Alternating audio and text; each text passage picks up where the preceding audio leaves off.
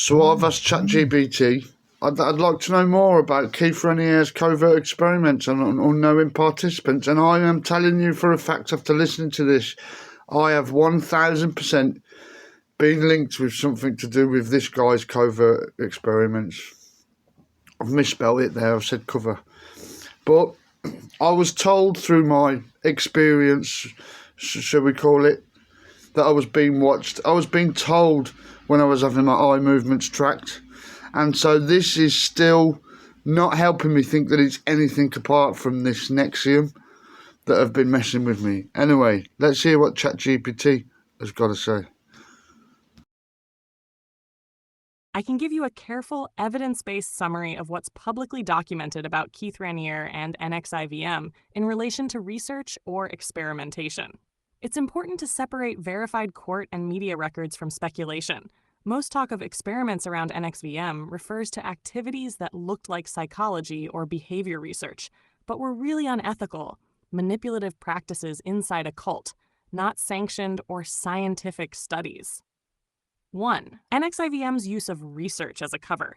Raniere presented himself as an inventor and scientist, and often described his programs as breakthroughs in human behavior. NXIVM's Executive Success Programs, ESP, and later Ethical Science Foundation and Rational Inquiry were marketed as based on proprietary psychological models. None of these were peer-reviewed or institutionally approved. There was no informed consent, ethics oversight, or data protection.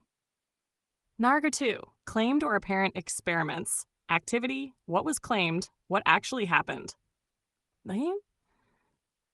Rational Inquiry, modules, supposed behavioral engineering tools to remove limitations, intensive confessional questioning, sleep deprivation, and emotional conditioning, no published data or ethics approval.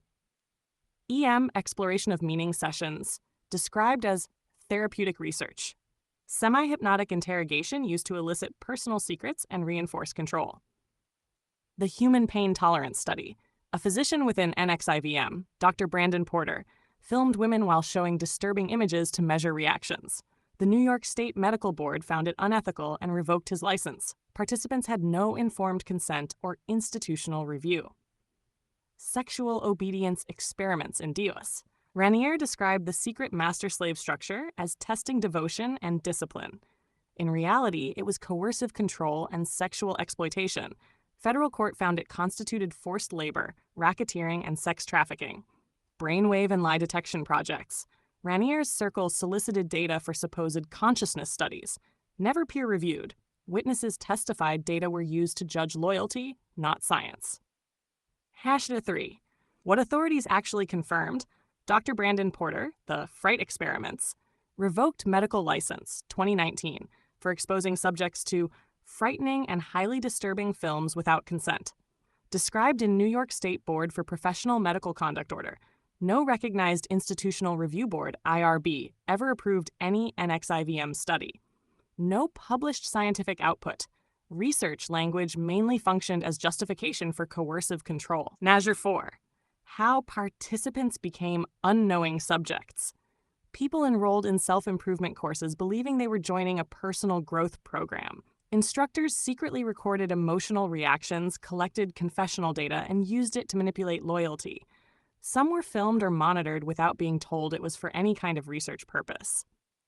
The science narrative gave an aura of legitimacy. Raniere claimed to be testing ethical evolution. Nashida 5.